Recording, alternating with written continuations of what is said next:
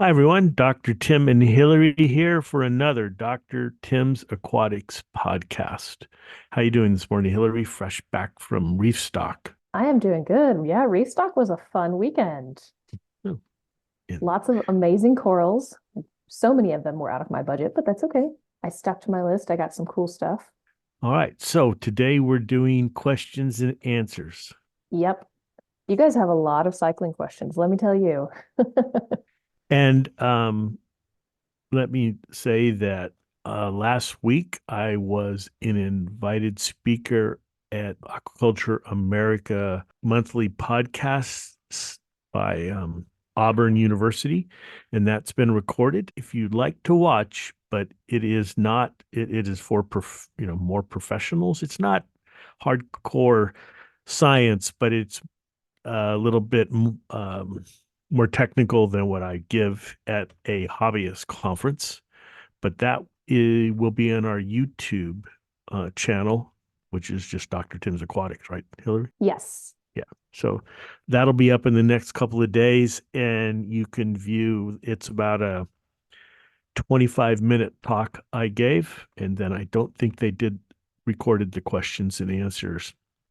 But if you want to go a little deeper into the rabbit hole of nitrification and different types of recirculating aquaculture systems, hydroponics, aquaponics, saltwater systems, freshwater fish systems, then check it out.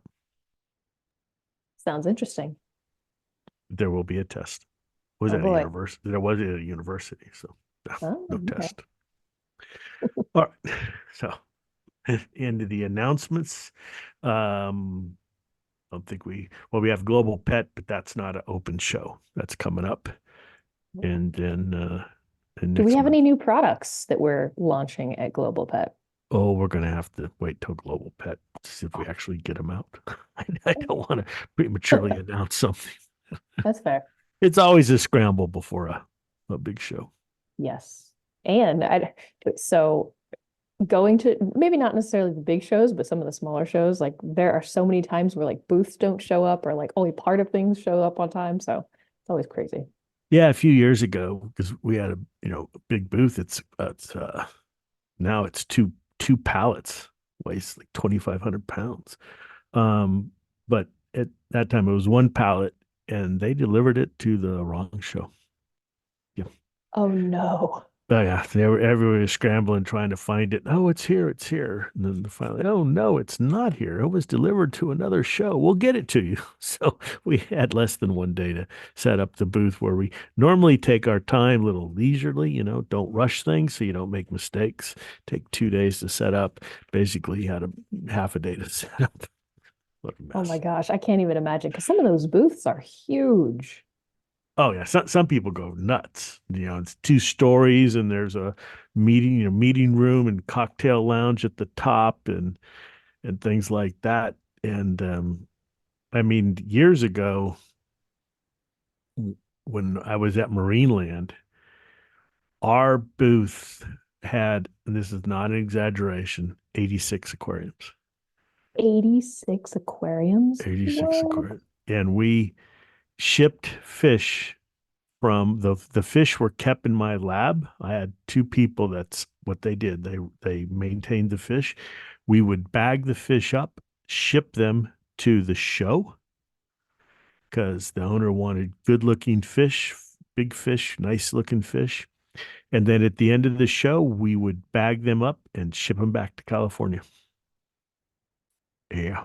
That's a lot. That is a And lot. we did that I mean, at that time, there were five, big shows a year. And yeah, that was a lot of work. We had two full size moving vans to house our booths, which I can't even think of the size. It was huge. It was huge. It was gorgeous. But You know, uh, I'm thinking about all those fish. Those are some well-traveled fish. oh yeah, very well fish. Anyways, I'll post some pictures and maybe do a live stream from the show. We'll see. Sounds good. I don't make any promises. Big ideas, maybe don't follow through. Get busy. Yeah. Yeah, that's true. But we are in the aquatic lounge facing the fish, so there's a big fish rack. So I'll take some pictures and do some live stream maybe on not the first day. The first day we're booked with appointments, but definitely on Friday, the last day I can do that. So Can't wait to see it. okay, so let's get going. First questions, Hillary. All right, question number one. How do you lower nitrates quickly besides doing a water change? I'll tell you what not to do. Don't add any of those liquid chemicals that say lowers nitrate or nitrite. Don't. It's bogus. Okay. So don't rely on chemicals like that. Quickest is going to be a water change. After that, um, large amounts of some type of plants or algae, really, because they'll consume the nitrate.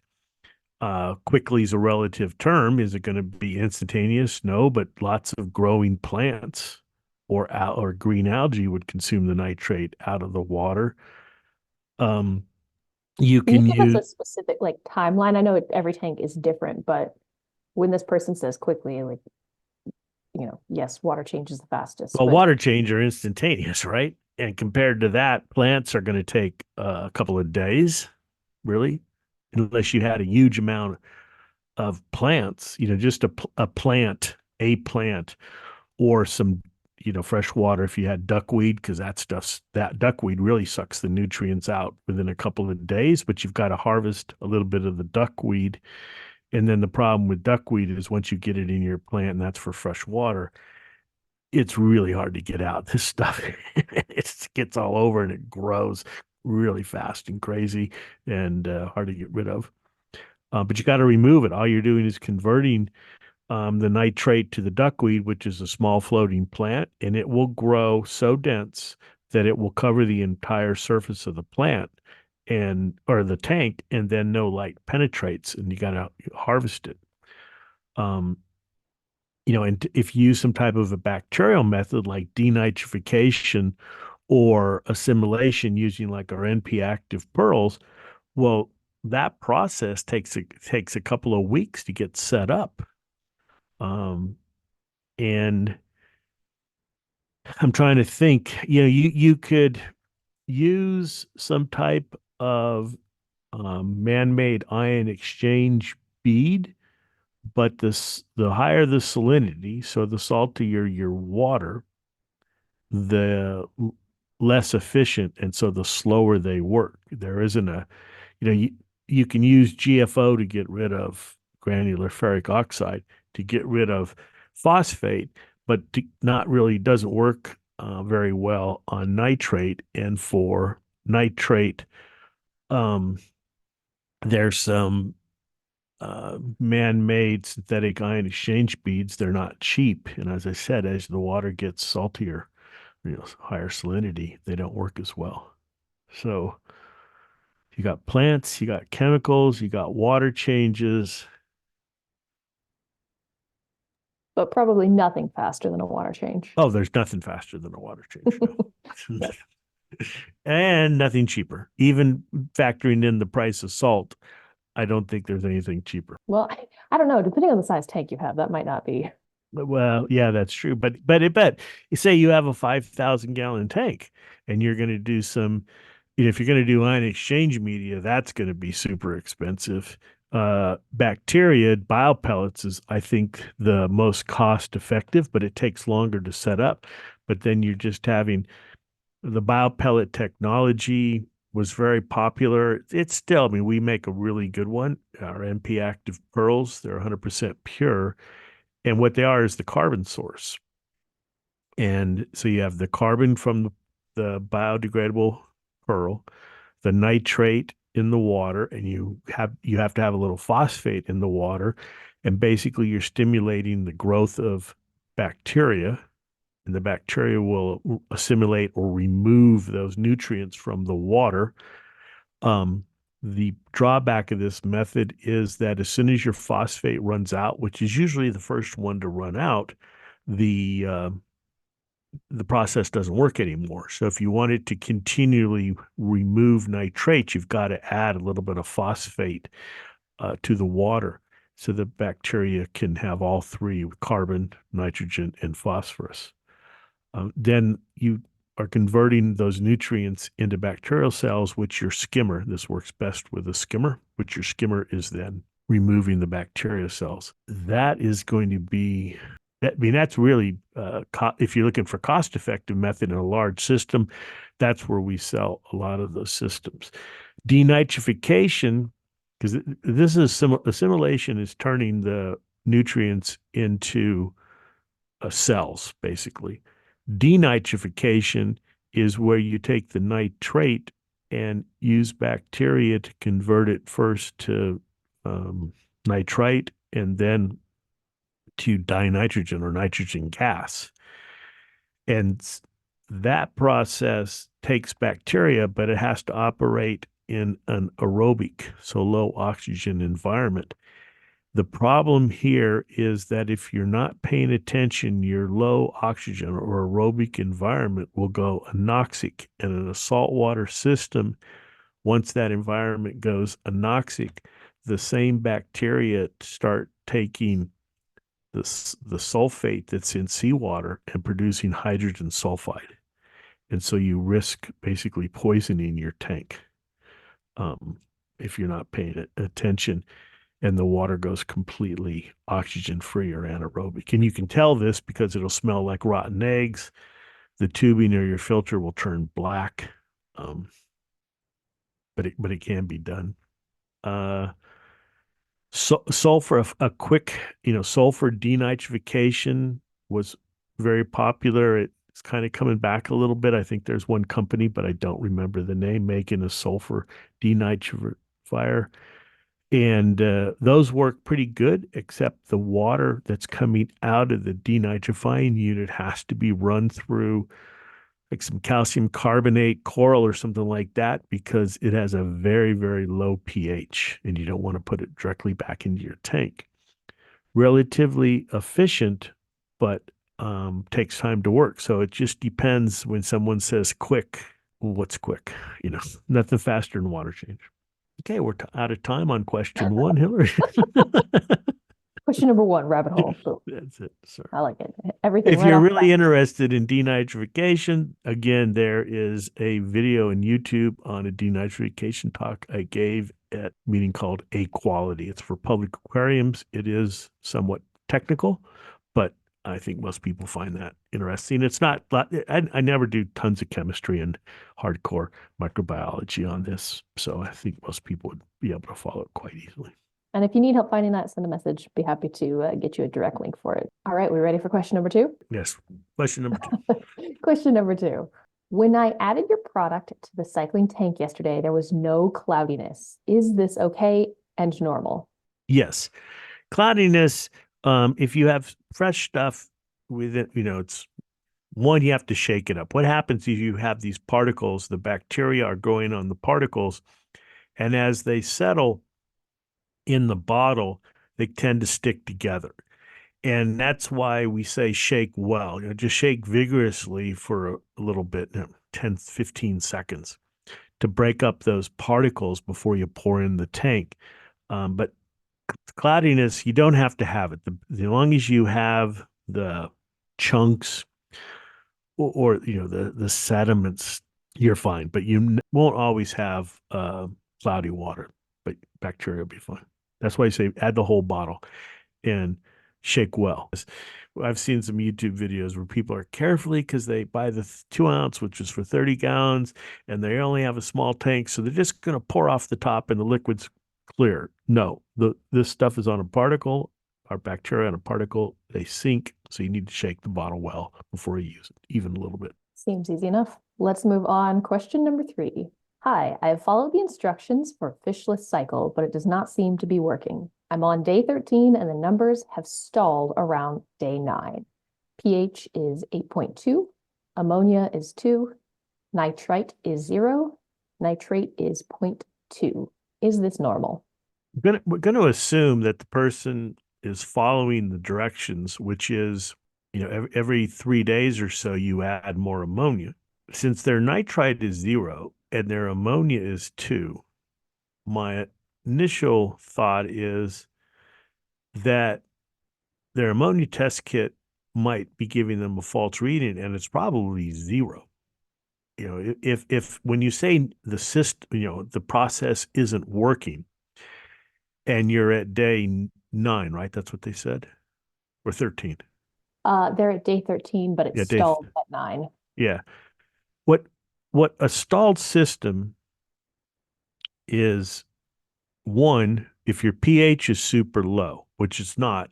Secondly, when the system is, the process is stalled, the either the ammonia or the nitrite are going to be really high because you added the ammonia on day 9, or you've added it a couple of times. And if it's, quote, not working, that means either the ammonia should be high or the nitrite should be high. In this case, neither one, ammonia at 2, nitrite at 0. So I think that there's a test kit problem.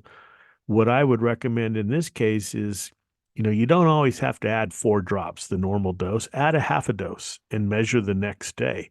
Did the ammonia go up? Did the nitrite go up? Did the nitrate go up? Did anything move? If you added ammonia, and assuming you're using our ammonia, and nothing moves, then that is suspicious that there's something wrong with your test kits, because something's got to move. The nitrogen's got to be in there somewhere, as either as ammonia nitrite or nitrate.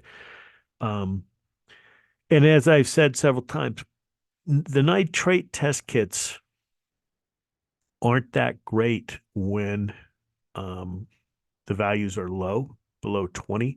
So you really have to shake that. But I promise you, there's ammonia in our ammonia solution. So if you add it and the numbers don't move, that tells me, well, actually, two things.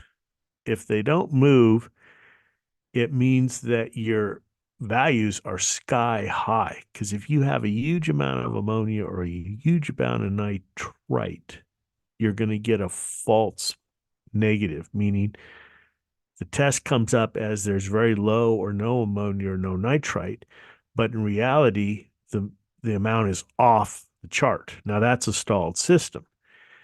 Way to know that is to do a dilution. Take 1 part aquarium water and add 3 parts bottled water, not tap water, but bottled water. So you're doing a dilution. And you can use fresh water with the salt water. You're not running a certified analytical lab, so don't worry about that. And then measure. And again, I have a video on this that shows, because this is very common with nitrite. If it's way high, the test will come back clear. You don't think you have any, but the test doesn't work at those high levels. So you do a dilution, and then it turns that pink color. But I don't really think that's the case here. That this generally happens when people kind of don't read the directions and are adding ammonia every day. Just, wake up and add ammonia, keep on adding. Then it gets really high, or the nitrite gets really high. But I just think here that the bacteria are working and the test kits are giving you a false reading. Yeah, and I will say too, if you're using some of the API test kits, a lot of times a 0 reading can look like there's actually color in it. In reality, I think it's like a yellow green Yellow, color green, something like, change. yeah. And like Yeah. even to me, what a 0 looks like, it still looks like a little tinge of green, but most of the time it's usually 0. And the other thing, because I had someone email me directly on this, I don't know if I told you, the HANA test kits, or HANA checkers, the nitrite HANA checkers measure in parts per billion, not parts, ppm, parts per million. Because somebody emailed me and they said, "Oh, what's wrong? The bacteria aren't working. This is terrible. My nitrite's like 119." It's like 119. What test kit are you using? HANA checker. So that's 0.1. Got to move the decimal point 3 places to the left. So don't freak out if you've got this high number with a haunted checker in your nitrite test kit. That's parts per billion, not parts per million. Decimals matter. Yes, just a decimal point here or there. So don't freak out. Okay, let's move on. Question number 4. How much one and only do I use for water changes? Thank you.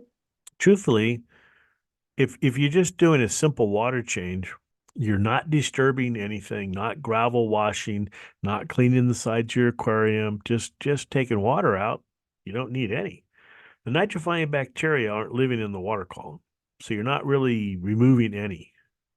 Um, that is in contrast to you siphon clean whatever substrates you have in your tumbling the rocks, or you take out some um, of the decorations, the rock, whatever surfaces where you're cleaning surfaces, then you're destroying or washing away some of the nitrifying bacteria. If you're cleaning the the back of the tank, the glass or plastic, and scraping off any algae and removing that, that could be definitely, or the soot that's back there.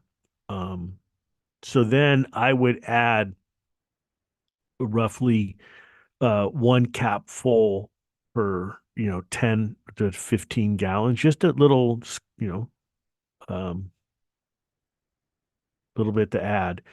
But it depends. If you really get in there and clean the tank extensively, you might want to add a full dose. I mean, easy to know in that, after several hours after cleaning or the next morning, if you measure ammonia or nitrite, um, that tells you you've disturbed the nitrifying bacteria, and you can add some. You can't overdose it. You can add some nitrifying bacteria, some one and only in there. And what I talk about and recommend is have your nitrite test kit, and that's the one. It's a very simple test. It's going to turn purple if there's nitrite available. And an aquarium should really never be showing nitrite. When you first set up a tank, it might take a little time. There's always maybe this low level nitrite showing, nothing to be worried about. But once your tank is up and running, there really nitrite should never be present. Nitrite's kind of the canary in the coal mine. If something's going wrong, your filter's clogged, or just something's wrong, nitrite is the one that's going to show up generally before ammonia. And a lot of people don't measure nitrite; they're looking at ammonia, but it's really the nitrite bacteria that are more susceptible to environmental, deterioration. So I would test that. But getting back to your question, um, just routine water changes, removing just water, probably none. Just cleaning the systems, I would add, a half to a quarter of the normal dose. Okay.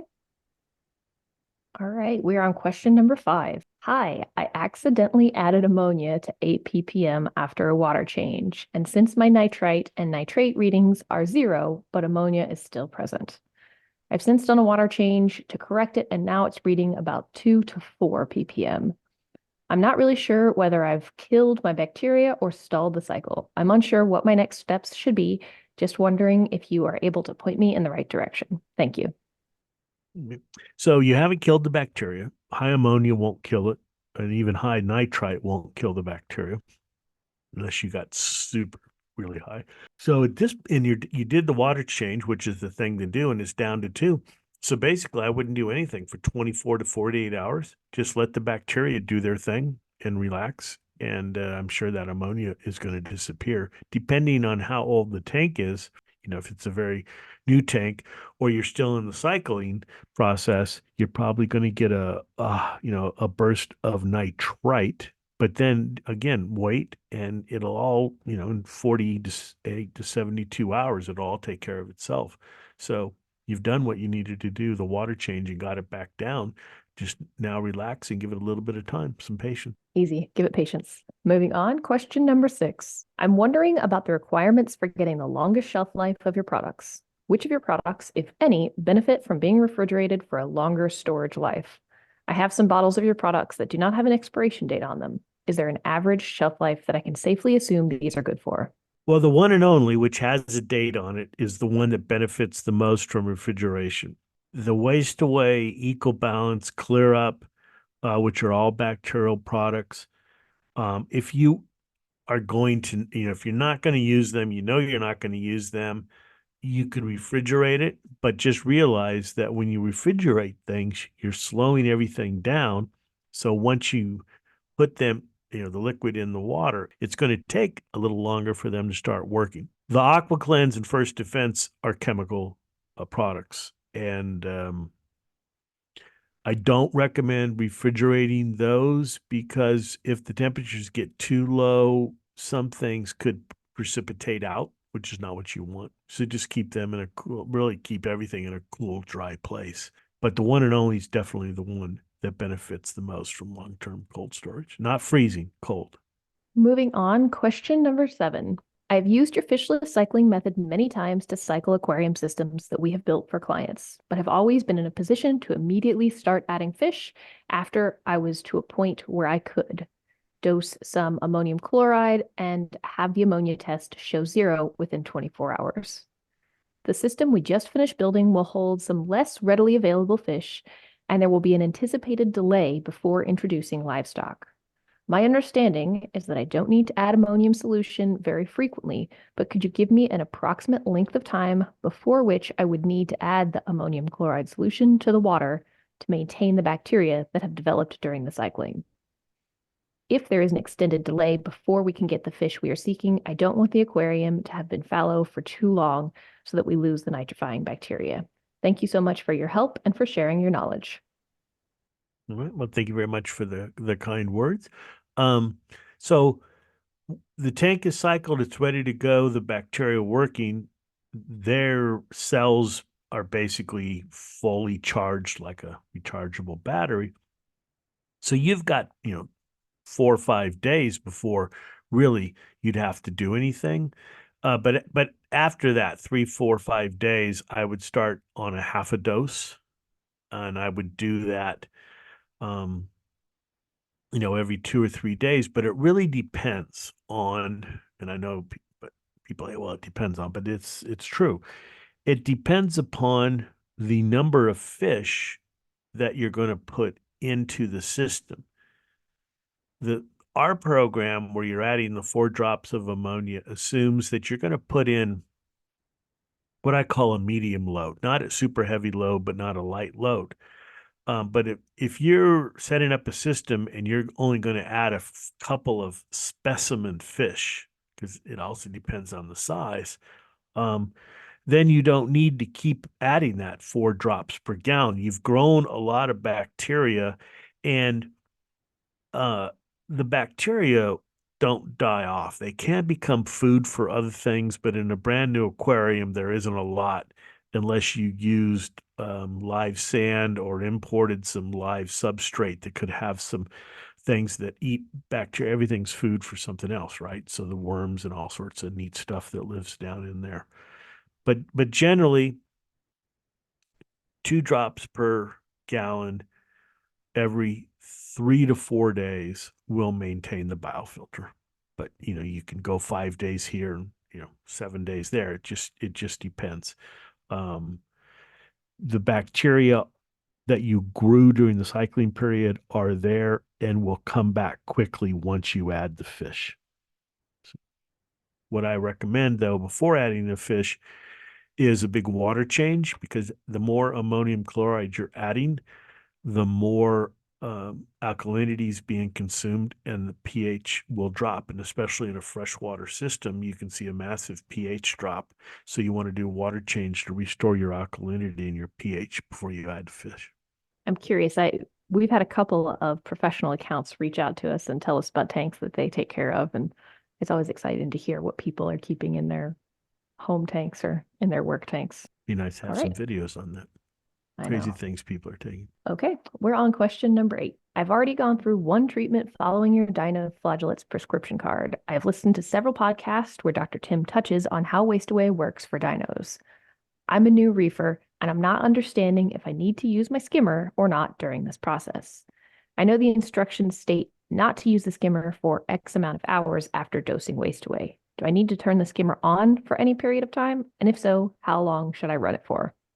Well, you don't want to run the skimmer for the first 48 hours after adding the bacteria. Then after that, I would run it during the day and maybe turn it off at night. You're trying to build up kind of community of microorganisms, and the skimmer does remove that. But it kind of depends on your system. Is everything brand new, virgin, never been in the water, so that there's not a lot of organics, or are you using sand or rock or something from previous tanks or the wild that might have organics? Because that's what the skimmer is going to remove, is organic material. You don't need to run the skimmer 24 hours a day. One thing to do, if you're using, you set up your tank, you're using live sand or use sand or rock from a friend or your old tank, I would set up the tank and run the skimmer initially. Get all that junk out of there, because you want to get those organics out. Then I would, run the skimmer for a couple of days to clean the system up, then turn the skimmer off and add the nitrifying bacteria. I wouldn't add the nitrifying bacteria right from the get-go if you're using a lot of reused material or material with a lot of organics in it, because you want to get those organics out of the system. But the skimmer, then run that, 12 to 14 hours a day, and then have it off. Well, best of luck to the new reefer that asked us this question. I hope you get things up and running really fast. We are on question number 9. Hi, I recently used Refresh starting a cyano treatment and my water turned green. It's been 2 weeks and it hasn't cleared yet.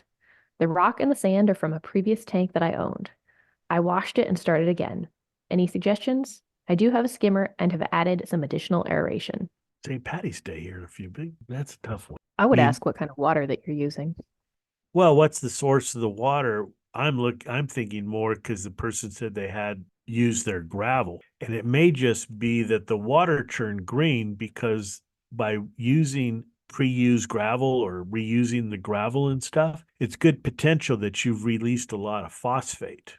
And the water's turned green because there's a little bit of an algae bloom going on, and it really has nothing to do. It's just a coincidence that at the same time you use the refresh, because there's nothing in refresh that's going to turn the water green, and there's nothing in refresh that's going to stimulate algae growth. But reusing the gravel and stirring that up and things like that can definitely release phosphates and other nutrients, which can, cause basically an algae bloom. If you're really into it, grab some water and look under a microscope and see if you see a lot of cells, because that's going to be algae cells, unless you have a really, really nice scope where you can see bacteria. I think it's algae. I have a side question to that. You just said if you have a microscope.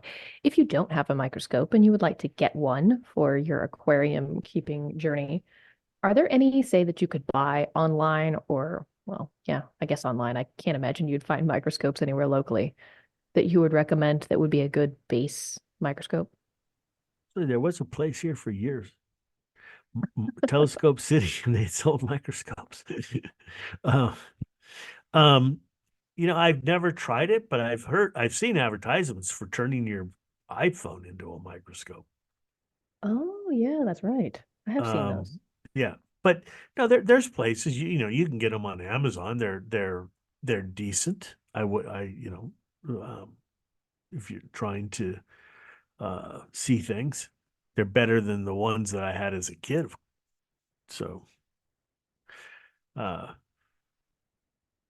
then it's just trying to figure out what you're seeing in keys, and how do you identify, and do you really need to identify the genus level or things like that, because you have to have guides and keys, and that takes a little bit of training to figure out how to use those and know where to start, because there's just so many varieties out there.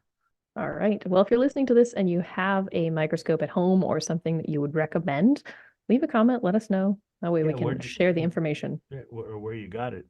Yep. And if you use an iPhone microscope, how well does it work? Yes.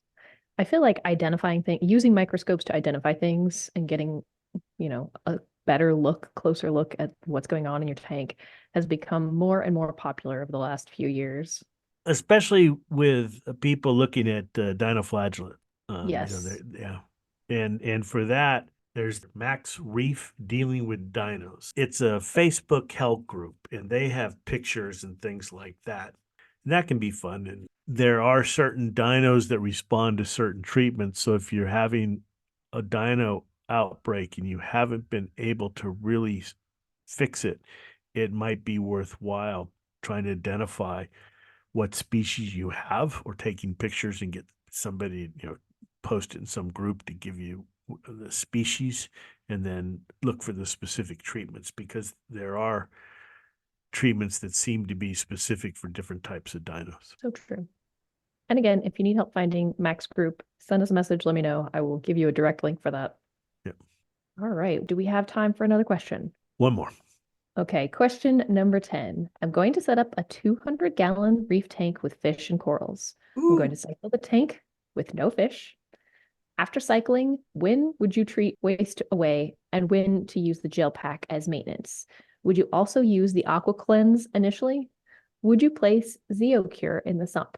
I'm also going to put 60 pounds of Fiji rock in the tank that I've been storing for years in sealed dry containers. In the sump, additional rock and Dr. Tim's pearls. Directions are welcomed. You gave me this with a few minutes left, Hillary. You said you got it. I didn't know this question was coming. So, so first, sealed in a dry container, I would definitely set that thing up and run the skimmer before I did anything, just to make sure. Um, and then so I would add the waste away liquid in the beginning, especially with dry rock that's been used before, because there's going to be organics that you didn't get off of it. Rinse it well. So start out with the waste away, lots of skimming, and go from there. Once the tank is cycled, if things are looking good, it went through the ugly phase, then you can start using the gel. You want to start using it before you start seeing problems for sure. Um, and yeah, I would set things up because you're using all that used material and uh, run it, then cycle, then go into your maintenance. And you mentioned the pearls. I wouldn't start the pearls until the tank is like a month old. Because what you don't want to do is set up a bunch of competition for the nitrifiers. And by competition, I mean microorganisms that are going to use the available phosphate and iron. Those are two micronutrients that nitrifiers need in tanks you set up a brand new tank and you use synthetic sea salts and there's no phosphate. That's slows down nitrifying growth. And one of the things recommend is for institutes that are cycling, even hobbyists, you need a little phosphate, you need a little iron, just 0.05, just a small amount. More is not better, just a small amount to prime the pump and get the bacteria moving because they need phosphate and nitrifying bacteria need iron.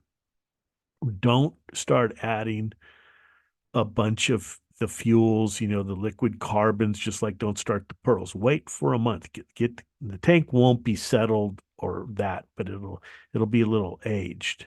And then start adding start adding a routine maintenance program, whatever that's going to be.